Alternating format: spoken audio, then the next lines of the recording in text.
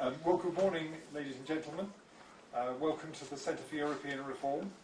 It's an enormous pleasure for us this morning to welcome here Tom Watson, the Deputy Leader of the Labour Party, Deputy Leader since 2015, and the Member of Parliament for West Bromwich East since 2001. And like me, I guess, a scion of the West Midlands. So great pleasure to have you here, Tom. And we're very much looking forward to hearing what you have to say. And after Tom's speech, then I will moderate a question and answer session, and we'll hope to wrap up in, I guess, about an hour's time. Great. Tom Watson.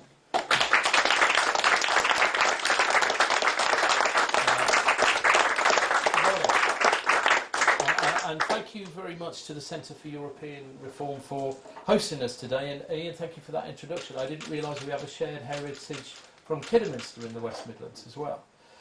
Now, this organisation has spent nearly 2 decades working for a stronger, more open and outward-looking European Union.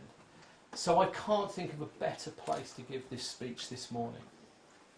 I want to talk to you today directly about Europe, about what Europe means to me, what it means to my party, and what it means to all those who believe in a democratic socialist future. Before I begin, though, I want to mention a conversation I had recently with Justin Welby, the Archbishop of Canterbury. The conversation wasn't specific to Brexit. I don't mean to draw the Archbishop into this particular debate. I met him to discuss what our politics can learn from the remarkable success of interfaith dialogue in this country. Because something he said to me resonated very, very deeply. He told me that our politicians need to learn to disagree well. And I think we all instinctively know what he means by that. The tone of our politics has become shrill, negative, and very, very personal in recent years. I think we've lost the knack of debating arguments rather than denigrating opponents. And I want that to stop. So I wanted to play my part in making things better by fostering a more deliberative democracy that draws in many more citizens than politicians. And it strikes me that citizens' assemblies could play a much greater role in addressing difficult, almost insoluble national problems. So this speech this morning will not attack the motives of my opponents, but I do want to give a good account of my deeply held thoughts. So I will make the positive case for what I genuinely believe in the hope that it's a case that's strong enough on its own merits. I also want to talk to you today about culture. As Labour's Shadow Culture Secretary, I get to spend a lot of time with very inspiring young creative people. From TV and radio, I meet artists and musicians. And what unites them is that they don't see British culture in isolation from European culture. And they're fearful that this country is about to jettison a deep creative partnership that have been so productive for so many years. For decades, the European Union has been defined by the right. They define it as anti-democratic, bureaucratic, and anti-British.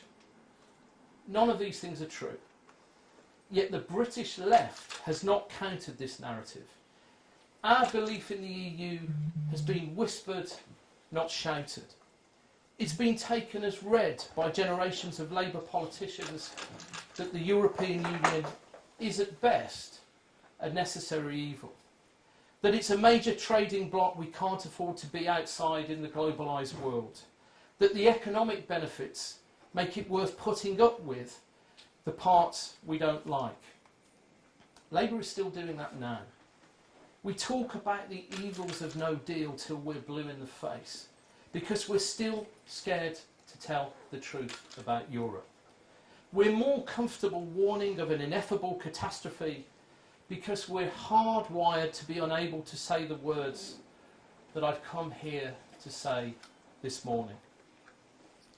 The European Union is not something to apologise for. It's a good thing.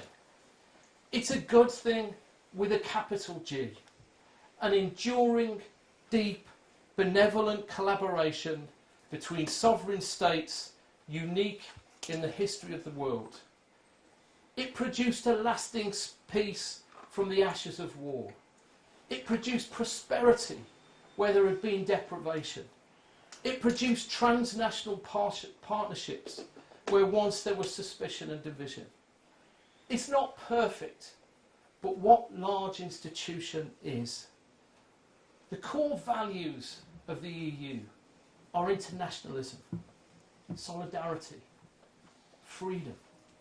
Those are British values, and they're Labour values too. I'm a European democratic socialist. I don't go along with the EU despite being a socialist. I embrace the EU because I am a socialist. Democratic socialism is achieving common causes by the strength of collective endeavour. That's what Europe is. And we're lucky to be living through this golden age of European cooperation. We are extraordinarily fortunate to live in peace. I'm a democratic socialist, a British patriot, and a proud European. These are not identities that rub awkwardly up against one another. They're mutually reinforcing. Europe is who we are and have been for centuries. Yet for decades, we've failed to challenge that narrative, that somehow our way of life is under threat. It's simply not true. It's not true at all. And yet we've heard it so often that it comes to seem real. To our European neighbours, it seems bizarre. Do the French feel any less French because they're part of the EU? And unlike the UK, also part of Schengen, such that they effectively have no internal European borders? Has that undermined their sense of identity or their way of life? Have you been to France lately? Because I can tell you that it hasn't. The French are as French as they always have been and always will be. From Dunkirk to the Dordogne, they're still 200% French over there. Believe me. Nor have the Germans come to seem just like the Irish, or the Italians become indistinguishable from the Danes. Europe's languages, culture and identities have not been homogenised by a centralising bureaucratic behemoth, and never will. Why would they? The institutions of the EU formalise and democratise the natural bonds between us. We are not diminished by our membership of the EU. We are recognised, enhanced and empowered by it. Probably the most important Englishman who ever lived was William Shakespeare. A man of the Midlands, like myself, whose transcendent imagination was as broadly and deeply European as it was English. As Professor Michael Dobson, director of the Shakespeare Institute, told the British Council in Paris a couple of years ago, Shakespeare was a product of the European Renaissance, and he grew up in the knowledge the territory in which he lived had originally been Britannia, a mere province of something much larger and more significant, the Roman Empire. I've written elsewhere about how misleading it can be to think of Shakespeare as modern Britain's national poet. I would add that it is even more misleading to suggest that Shakespeare thought of Britain as anything other than part of a larger geopolitical entity called Europe. One only needs to read where the plays took place. Rome, Athens, Venice, Padua, Milan, Cyprus, Navarra, Messina, Vienna, Denmark, the Balkans and Sicily. And he wasn't just using places he'd visited as handy material. He never left the UK. He conceived and realised these settings because being European was central to his sense of who he was and what it meant to be English. Erasmus and Plutarch loomed large in his imagination, as did Chaucer and Sidney. Medieval London was a bustling melting pot of migrants from all over the world. The greatest Englishman 400 years ago was wholly, deeply European. And it was so for centuries before Shakespeare too, until very recently. Did French kings not become English kings who became British kings? And did not Dutch and German kings and queens do the same? Did the Windsors not change their name from Saxe, Coburg, Gotha? And did we not a few days ago commemorate D-Day, when British soldiers crossed that tiny strip of sea to liberate our ancient neighbour from occupation?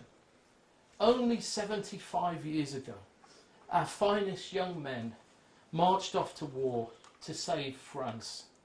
Yes, to save Britain too. But you couldn't save Britain without saving France. The fates of our two nations were indivisible. This is a truth that Churchill understood. A great war leader, but also a great builder of peace. Churchill was a founding father of the EU, just as surely as Adenauer, de Gasperi and Schumann. He conceived of it. He pressed it. He understood both how vital it was to preventing war and how transformational it could be as an engine of prosperity and partnership. Britain's place in the EU is in the EU because Britain is by definition in and of Europe. Look at our great cities like London, Birmingham, Manchester, Leicester, among the most super diverse in the world. That is what we and who we are. Yes, old ladies cycling to church in the mist, we're that too. But also a great historic European nation, still at the zenith of innovation and creativity, attracting all kinds of people for all kinds of reasons from all over the world. Yes, it's the nation of Shakespeare and Byron, who died fighting for Greece in their War of Independence, and Mary Shelley, who conceived of Frankenstein in Geneva, and Charlotte Bronte, whose novel Villette was based on her time teaching at a Brussels school, and Keats, whose life and death in Rome is celebrated at the foot of the Spanish Steps. And of course of John Dryden, not just a great writer of English drama, but a great lover and student of French drama, and a translator of Virgil, Ovid, Homer, the great canon of European classical literature that was the base of everything these English geniuses knew.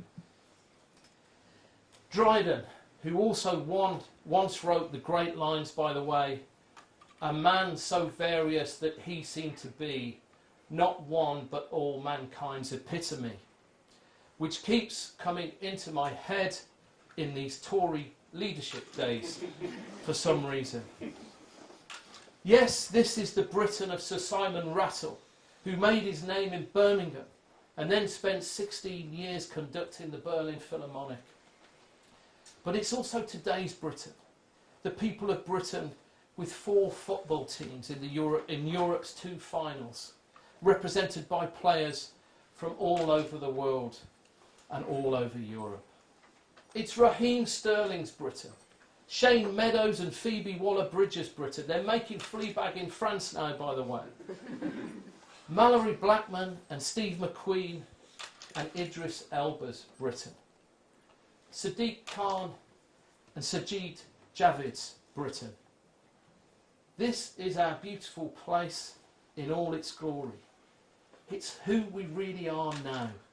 That's the country I'm so proud of, not anyone else's nostalgic fantasy of how it used to be. And my Britain is utterly indivisible from Europe, which now and in the future entails growing with its institutions.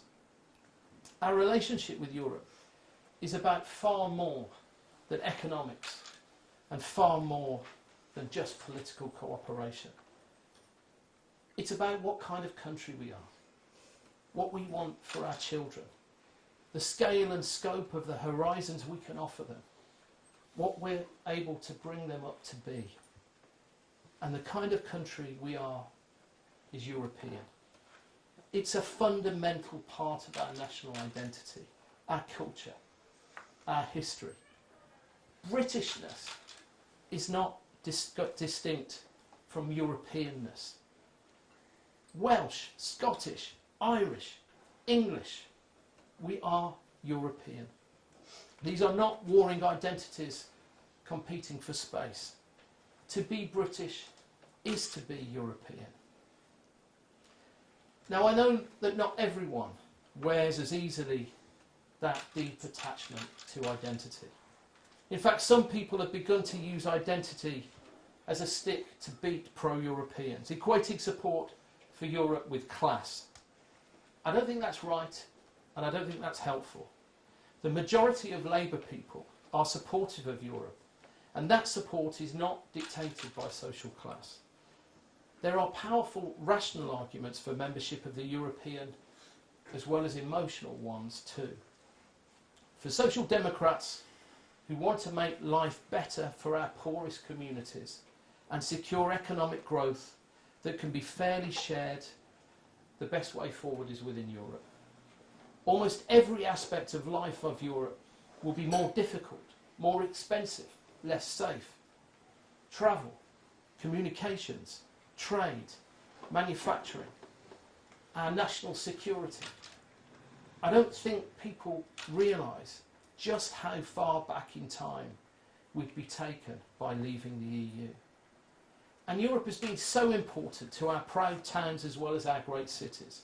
Let us not forget that in the dark days following the pit closures under Thatcher and Major, the only support those coal-filled areas had was Objective 1 funding. It became the only hope, a lifeline for so many traditional Labour areas and working class communities. And in the same way, at the same time, faced with a Tory government that was attacking workers' rights, socialists in Britain looked to the EU as an institution that was way ahead of the UK in terms of protecting working people, consumers and environmentalists. For those on the left to fail to acknowledge that is to rewrite history. I used to lead delegations of union shop stewards to Brussels when I worked for the Amalgamated Engineering and Electrical Union, now Unite, in the 1990s. We'd lobby for support for investment in the car industry. Our stewards would share their experience of the globalised world with other workers across the continent. We'd form alliances to challenge the excesses of global capital. And the European Union has been a steadfast ally in furthering the rights and welfare of working people.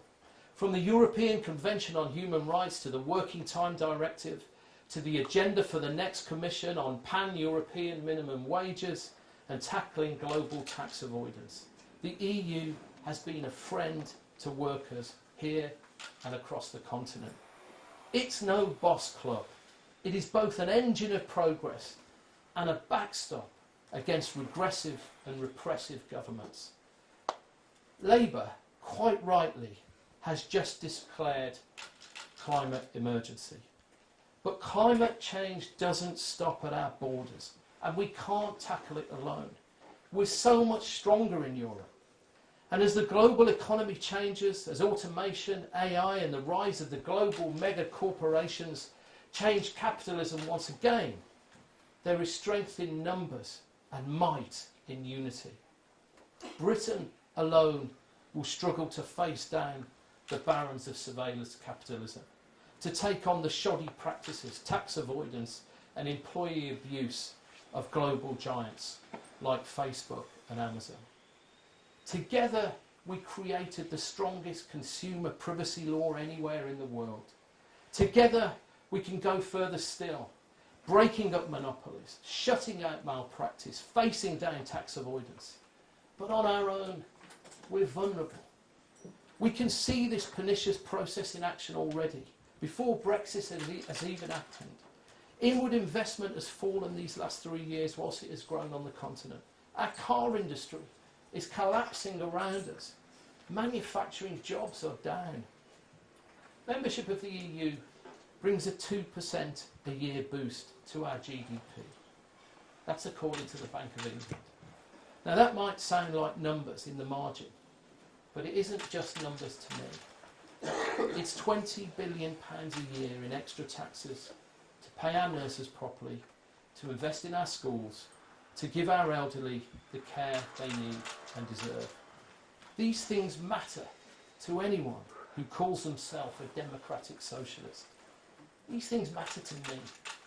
Whether you're a European romantic, proud of Britain as a modern European country, or a hard pragmatist who knows that every penny counts when it comes to supporting working people, the European Union is your friend. And so that is the case I want to make. That is the case I want Labour to make. Brexit is not a break on Labour values. It's an existential threat to them. The European Union is the fruit of our forefathers and foremothers' sacrifice. It is peace forged from the ravages of war. It is prosperity shared, workers protected, oligopoly challenged. It's a natural extension of our patriotism and the natural result of our history. European is who we are and who we have always been. Our members are Remain. Our values are Remain. Our hearts are Remain. And we need our Labour Party to be true to who we are and be loud and proud in support of Europe. So where does that leave us? We are a country going round in circles, kidding ourselves that one last heave will somehow resolve the contradictions and the catastrophes that Brexit both embodies and invites. And in the meantime, the people of Britain are ignored.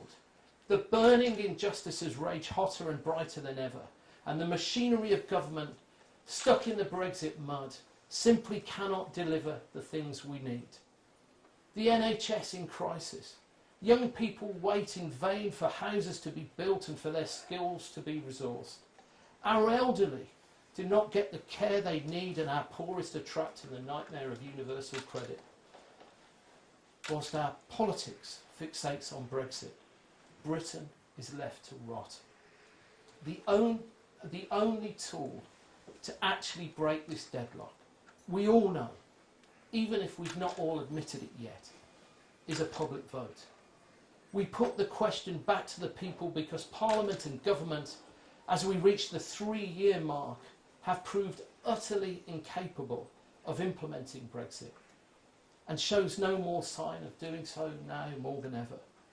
The notion that it's in some way undemocratic to let the people put an end to this crisis because after 3 years Parliament and government cannot is absurd. And if you want Brexit and you believe there is still a majority for it in the UK, then a public vote will break the deadlock and deliver the Brexit you want.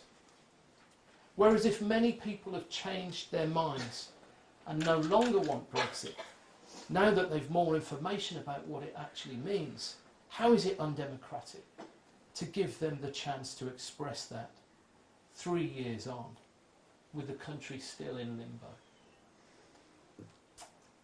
Labour is the party of democracy, so we must ask the people. We are the party of socialism, so we must campaign for Europe. Proud socialists, proud Britons, proud Europeans. Our future doesn't need to be Brexit. So now is the time to speak out more loudly than ever, before any further irreparable damage is done. Only a public vote can break this deadlock, but we will only achieve this if Labour fights for it and champions it. We must do that in Parliament and around the country. Labour must make the positive case. And only by remaining in the EU can we remain the same Britain at the heart of what we've been for 1,000 years. If we leave, we become less than we were and less than our children have a right to expect. The patriotic choice is to remain. Thank you.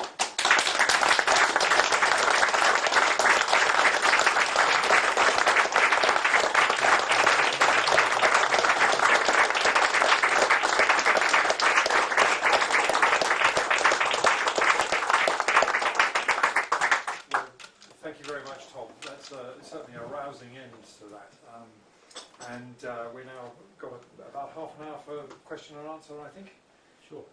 If people could stand the heat for that long. Yeah. Let me take the moderator's privilege and just ask a first question. Your own constituency voted by, I think, 68 to 32% in favour of leaving the EU. So you've got quite a task, even with your own voters, to persuade them that your case is the right one. What do you think is the message that you need to be giving and that your colleagues in other Leave constituencies need to be giving to say to people the right way forward is in Europe? Yeah, okay. Well, first of all, I'd say that I know my constituency, I know my constituents, and they expect me to give an honest account of myself and what I believe.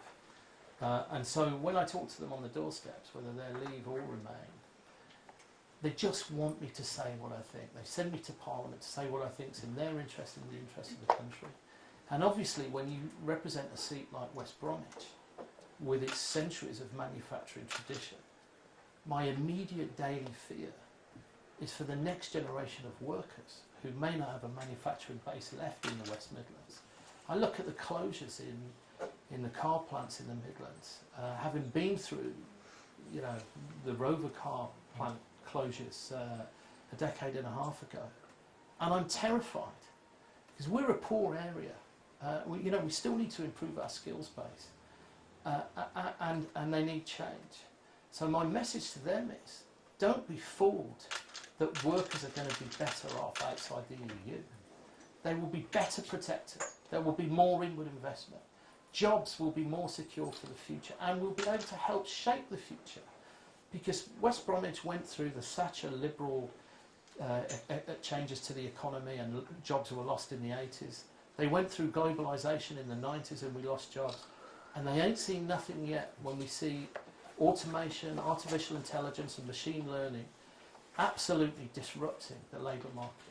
Unless we can work within Europe to challenge the oligopolistic power of these tech platforms that are anti-competitive, that are anti-innovation, then we don't have a chance. And we're much stronger with a collective voice across the continent. Well, that's a message that has a great resonance for me. I grew up in sight of the Rover Works in Solihull. So, very good. Good. Right. Let's take some questions. Please state your name when you ask your question. Yeah. Yeah, I'll take them in threes. Ray Taylor, PwC. Can I ask you a question about the general state of UK politics at the moment? On the back of local and European elections, we've seen the smaller parties doing very well. Do you think this is what we should expect now for the future, or do you think we'll go back to the politics of the past, where the two main parties dominated again? And the next question. Martha Lodestone. I have a young son, and I worry that his generation is not going to see the benefits that we've had of being in the European Union. I wanted to thank you for being so clear about your position today, Tom. But is it too late for Labour to change tack? Okay. Do we have a third question? I can see a hand, but I can't see it. Right, yes. Lady right at the back. Neil Nerber, Brent Councillor. Tom, very simply, thank you very much for the speech. How do we make it happen? Okay. I'll take Ray and Martha first, if I take them together. Martha, you asked me if it's too late for Labour to change position. It's never too late to do the right thing. And I've been talking to a lot of young workers. I interviewed some before I did the speech last week. And I was really moved by what they told me. They told me that they found a clarity about who they are after that referendum result. They discern themselves as European. They're British and European. And I genuinely want Labour Shadow Cabinet, the leadership of my party, our National Executive Committee, to hear their message, because it's actually their generation and their future that I worry about. I've got a 14-year-old and an 11-year-old. And I worry about what kind of world they're going to enter if we become atomised, a bargain basement economy on the side of the European Union. And Ray, you're pointing to the sort of state of flux at the heart of parliamentary democracy, the chaos at the heart of government decision making. And there is no doubt that it has put immense pressure on the party bonds that hold people together. And that's really why I was leaning into what I think needs to be a change in tone and respect for difference around this issue, because we do need to have a measured discussion around it. But I do think if we don't listen to the people, and if the Labour Party doesn't listen to its 500,000 members who want us to be a Remain and Reform party, who want a confirmatory ballot, then there will be further chaos in politics, and who knows what the outcomes are. And my real worry is that the extremes of both wings of politics, the hard left and the hard right, will prosper if the centre ground parties do not listen to voters. And that, I think, is probably the lesson we have to learn from the European elections and actually the local elections as well. Neil, how do we make it happen? You make it happen by turning up today. You make it happen by using your voice as a Labour Party member, as a spirited citizen, to make sure that the elected representatives hear what you say. I'm going to be arguing at the Shadow Cabinet when we finally have our meeting to assess the results of the European elections. And I'm going to take the message away from this meeting as well as the young people that I spoke to last week. Okay. I missed a woman at the back right on the first round. Thank you. Hi, I'm Rania. I'm the National Chair of Labour Students. And as young people, we're overwhelmingly pro-EU. It's part of our identity and what we've grown up with. What can we do, and how do we make the leadership listen to us? Okay. Next question. Yeah, a bit further forward. Hi, I'm Emily Wallace. I'm the policy officer at Vauxhall Labour Party, staunchly pro-European and Remain voting CLP.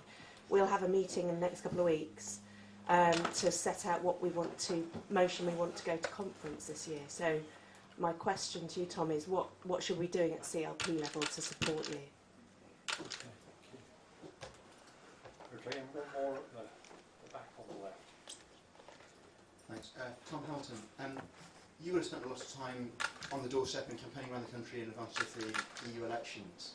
Can you tell us a bit about what you learnt about Labour's vote and Labour's former vote from travelling around the country speaking to people in that election? Also, whether that's influenced your speech today? Okay, thanks for those questions. I'm going to take Tom's question first. Tom, I've knocked on a lot of doors in my time in the Labour Party. And two things struck me in the last two sets of elections where I genuinely was running up garden paths to try and turn out the vote. Firstly, the very large number of people who wanted health and diet advice above the discussion on Brexit. But secondly, the very large number of lifelong Labour supporters, some of them lifelong Labour Party members, some of them with tears in their eyes, who told me that they wouldn't be voting Labour at this election because they felt so strongly that our position on Europe was wrong, and they wanted to send me and the Shadow Cabinet a message. And I listened to that message, and that's why I'm here today, and that's why I'm arguing that we need greater clarity in our policy. And Rania and Emily, I think that's what you're saying too. You say, what can you do in the run-up to conference? I have absolutely no doubt that the Labour Party conference will change our position on Europe and the EU. I think we will have a harder policy on Remain and Reform. My great fear is that it will be too late, which is why I have listened to those members who say we should either have a members' ballot that is binding on a new position, or that we could have a special conference to discuss it. Because there's no point in changing our policy if our prevarication is meant that we're not trusted. And that's why I think it's very, very important that we view this as the most urgent issue facing the Labour Party in a very, very long period of time. And Rania, the energy that young people and students give to this campaign has inspired me. I did this interview last week. I think we're going to be publishing some of the results of that later. But it gave me renewed hope and renewed inspiration that I've got a lot more work to do to win over this policy. So keep doing what you're doing and keep campaigning. Great, thank you. Okay, take one down. Thank you for your speech, Tom. My name is Fiona Farrell. I'm a Labour Party member, and I was one of the people who thought we had changed Labour policy already. But my question is about, you started off by talking about how we debate things better, and I totally agree that everything is so polarised. But how do we overcome the fact that we're trying to debate people who don't want to accept facts, or trying to, in a situation, particularly personal to me, about Northern Ireland? So we have all this talk of no deal, which would inevitably end up with a hard border in Northern Ireland, yet we have people saying all the time that that's not the case, when it actually is. Yeah. So how do we frame those kind of arguments so that it's not completely one side against another, but that we now get back to talking about facts? Yeah. Well, firstly, I'm sorry, do you want to... Oh, sorry, yeah, sorry. Yeah, sorry, there was Vicky Price, I think, at the back.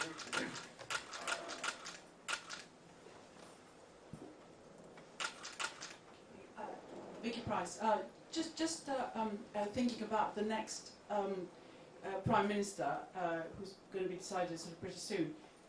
Is Labour going to be spending too much time perhaps just fighting the no deal rather than going down the route you're suggesting? So is the message going to be lost? So a better deal rather than no deal is what we've been hearing so far. So where will the remain bit come? Okay, is there another question? Yeah, there's one down here, sorry. I'm making you run around on it. Hello, it's Anne Sassoon, Vauxhall CLP, and despite the accent, I've lived in this country for 53 years. I'm really pleased about the, if I could use that kind of term, emotional, cultural, patriotic tone of your speech. So really it's how to, in a way, infiltrate that, combined with the facts, but to appeal to people that feel very strongly, and it should be, and I am British and European, of American origin. Thank you. Okay, Fiona, you asked me about the facts of the issue when people are in denial in a world of fake news and propaganda sometimes pushed by other states that don't have our interests at heart. For me, in the public discourse, and I'm as guilty as this as any politician, I need to learn from my own mistakes, so I'm not sort of judging people. What I think elected representatives need to do is give it their very all, not to question the motive of the person making the argument. If you can respect that they just have an honest disagreement with your position, it's a starting point for a conversation. And that's what I find so interesting about the interfaith dialogue that the Archbishop of Canterbury is fostering. Because it seems to me that it does lend itself to the notion that citizens' assemblies can bring people with very different views, but very often hostile and contradictory views, to look at almost insoluble problems and come out with a consensus around a way forward. And I've been really struck in this recent period. I was really struck by a comment that Tony Blair made when he said, it seems very hard, if not impossible now, to find a compromise around Brexit. But it could be that politicians could find a compromise around the way you deal with Brexit. And I think that's our challenge. I think it's an immediate challenge. Whoever wins the Tory party leadership, to answer Vicky's question, and how Labour responds to that is what we have to do. And obviously today I'm making the case for a more benign view towards Europe, for Labour to have greater clarity of purpose, for us to be very and unavowedly pro-Remain, pro-European. And I think you can do that as a British English patriot. And just to end on that final question, of course identity politics has grown in the minds of voters and politicians in the last decade. And you think about your own identity when you're trying to deal with these almost intractable problems. You know, I'm very proud to be English. I'm very proud to be British. For most of my life, I've described myself as a kiddie lad. I'm from Kidderminster. I come from a provincial town in the West Midlands. I worshipped the specials in the 1980s and was politicised through music and Thatcherism. These are very big identities for me personally, not necessarily for others in the room. So I think it's perfectly possible to be a kiddie lad, to be a proud England supporter, to be a patriotic British citizen and a proud European, just as my friends from Wales, Scotland and Northern Ireland can discern their own identities. But I think we need to be really honest about that and say that and work out how these things can fit together whilst we're trying to sort Brexit. Okay, shall we take some more questions? I see one there. Thanks. I'm Simon Lydiard. I'm chair of Vauxhall CLP, so can we just offer our apologies for Kate Hoey? One of the issues that I think you might have to tackle with Tom is actually inside the Labour Party. I think there's a danger that people are sort of associating the views you're expressing with being an attack on the leader of the Labour Party. Now, I don't believe they are. But I think there's a danger that a certain faction will kind of circle the wagons and make this an internal divisive argument between factions in the Labour Party.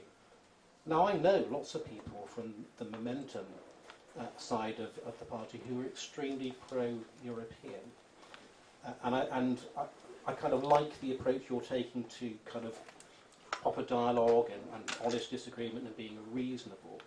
But I think you are probably going to face quite a backlash from people who are going to try to treat this as an internal kind of party factional issue. And I just wonder what your views are on dealing with that. Okay. Have we got any more questions in the room?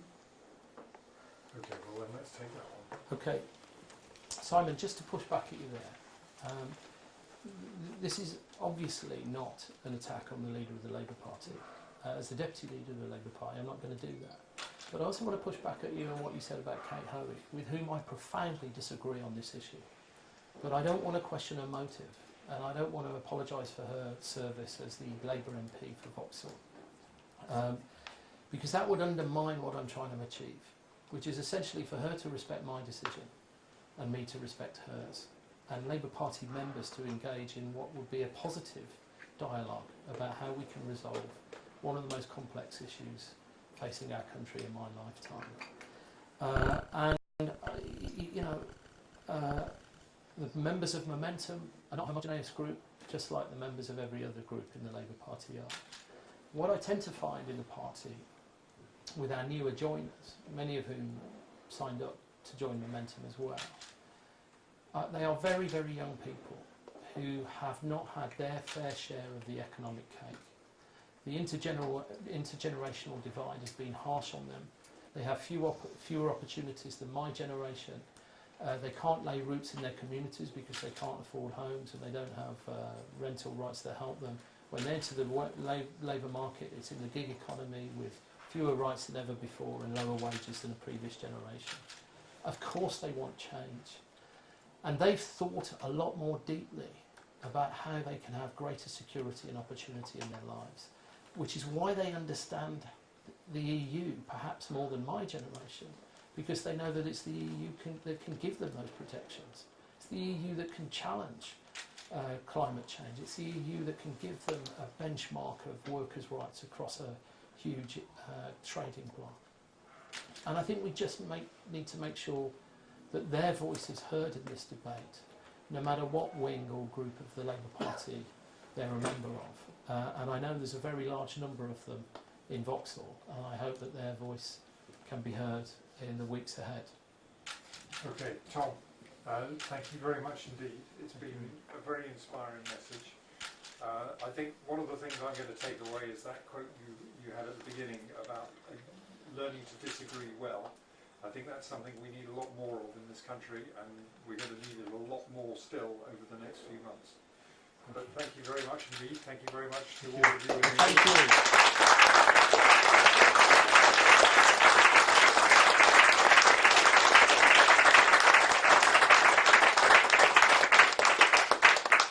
Thank you for braving the heat of this room, which is a crucial. Thank you.